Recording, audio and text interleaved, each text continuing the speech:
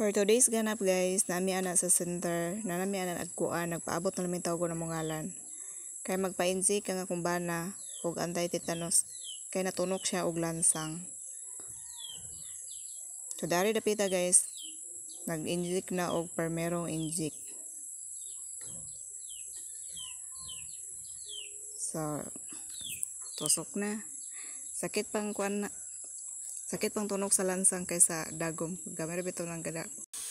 So nahamana ang permerong inject. Sa ikaduhang inject na sad guys, pero masakit daw na kaysa atong permerong inject daw niya.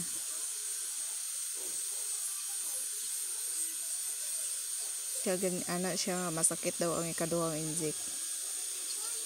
So okay ra na, at least nahumana jud og inject. Pero kami nahuman guys, ayaw mi adto didto, nahuman mi alas 2. So di ari, nahuman na siya inject, gipahulat na lang og 10 minutes kay monitoron niyang lawas ug wala bay gibati.